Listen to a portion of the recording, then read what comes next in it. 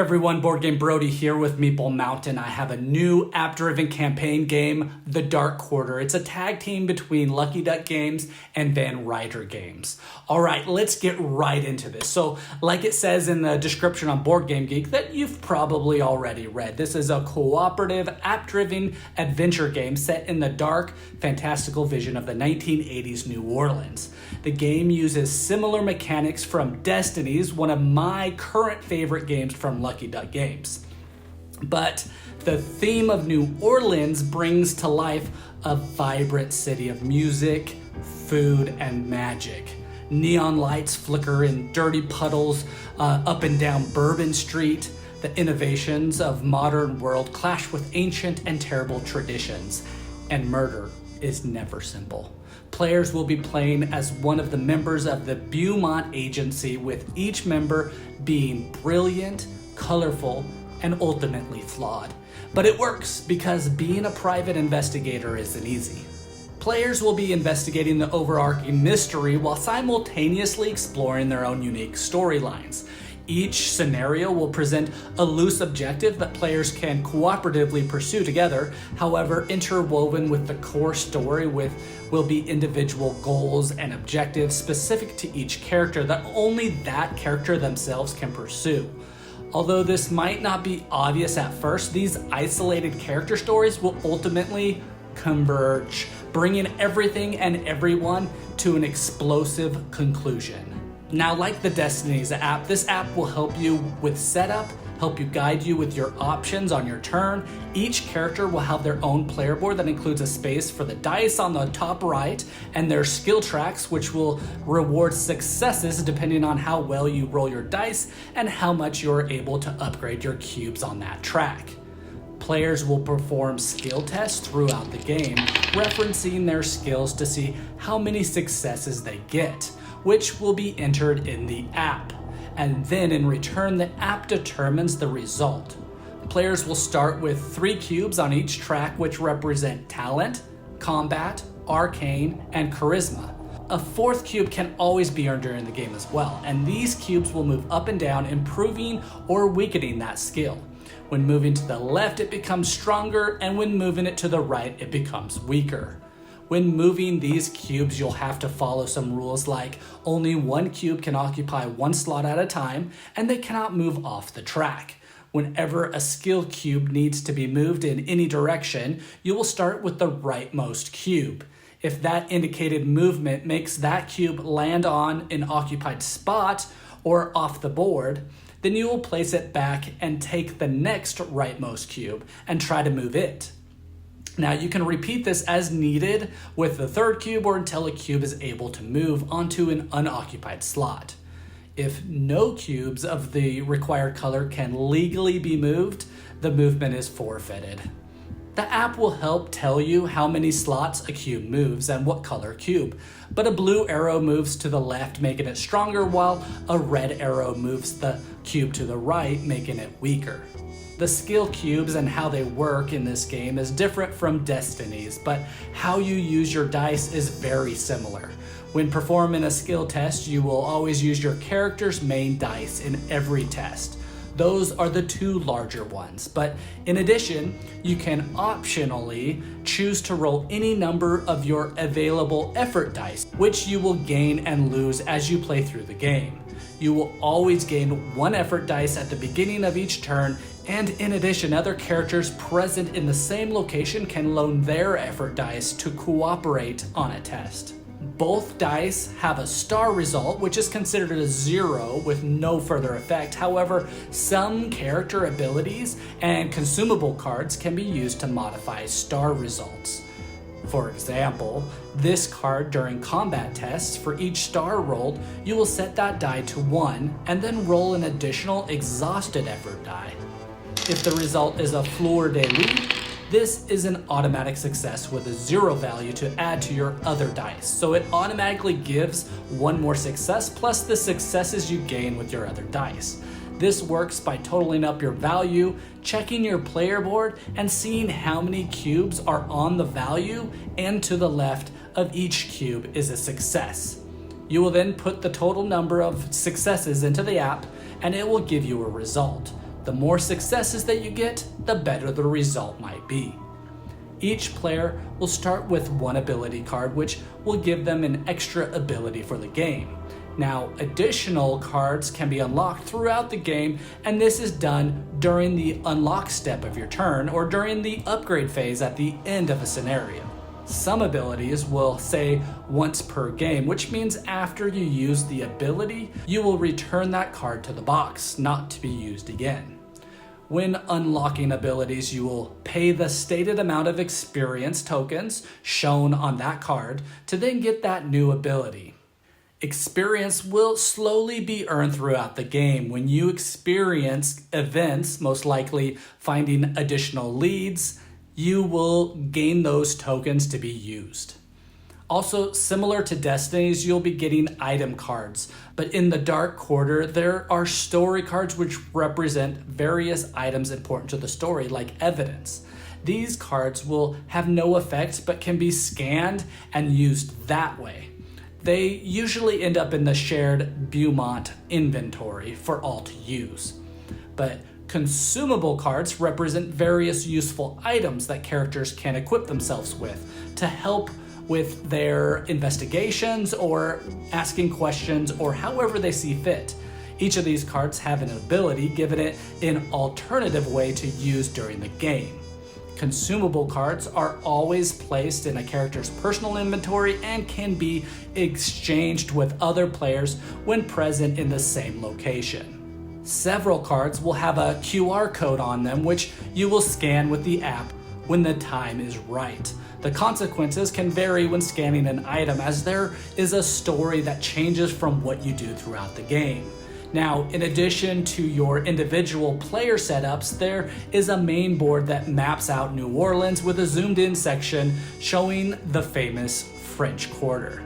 Point of interest and location markers will be placed on this board, and point of interest compose of different places where characters might encounter things, like talking to people, objects to examine, or rooms to investigate. These can be represented by markers or miniatures. Both miniatures and these tokens function the same way. There are 3 different types of point of interest markers. The NPC markers, or non-player character tokens, are double-sided, one side with a number and the other side with the character art. These represent specific non-playable characters. Characters will sometimes be less important than others, while others you will keep learning about as they come in and out of the story. These lampposts are generic points of interest markers and represent non-NPC points of interest. And this is the finale marker here, which is a special single marker. This point of interest is the start of the finale. In addition, some NPC characters are represented with miniatures. All point of interests are represented with a hexagon-shaped token or a hexagon-shaped base of a miniature. But the miniature function the same way as the tokens. These markers are placed out on the board on a location. There are 2 types of locations in the game. A city board location, which is represented by a single point of interest marker placed directly on the city board, and a character is at that location if their miniature stands next to the location's point of interest marker. Then there's the tile location, which consists of 1 or more tiles with point of interest markers placed on them. A character is at one of those locations if their miniature stands next to any point of interest on any of the location tile. During the game, you'll be instructed to place location tiles, and you'll be able to put them anywhere convenient for all players. Tiles that belong to the same location must be placed adjacent to each other, and again, the app will show you how to do this. Some storylines within the scenario are directly linked with a specific character, and some locations and points of interest can only be performed by certain characters. Character markers are placed whenever a character's specific location marker or point of interest marker is placed. The app will guide you to do this. Location markers are placed on the city board, and these represent the locations that you can visit. They serve as a link between the city board and the location tiles. These markers have 2 different sides. One side is the unexplored side and the other is the explored side. This will help with planning during the game. During the game, players also will take turns directed by the app. During your turn, you are the active player, and all the information presented on the app is directed toward you, but it's still public and read aloud to all other players. Players continue to take turns until the scenario finale is reached, which triggers the end of the scenario. A turn is structured in a way where you will refresh one effort dice at the beginning of your turn, which is mandatory, and then optionally you can unlock ability cards, and then optionally you can scan one item card, and then lastly you interact with one point of interest, which is mandatory. It's not a hard game to play or follow because the app does the heavy lifting.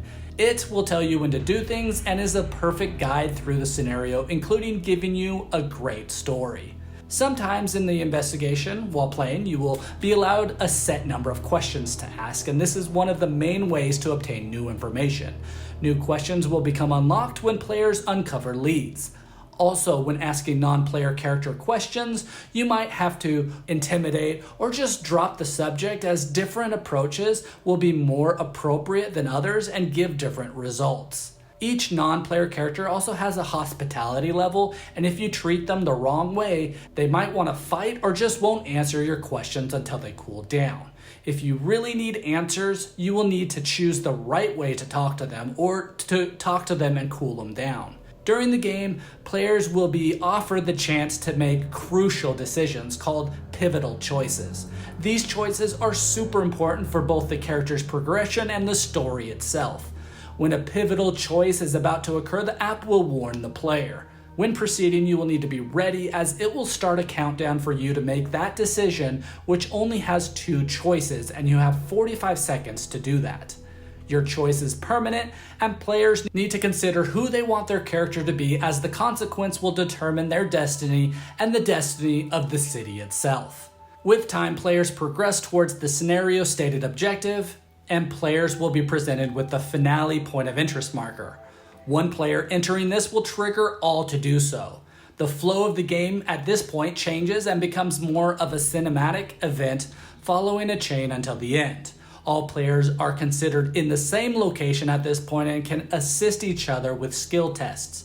And the ending is not a win or lose condition. Instead, the players will contend with the choices that they made with their performance in the game. Players will also receive experience tokens based on their choices. And, well, everyone wants to unlock new abilities for their characters, so the worse you do, the less experience you gain.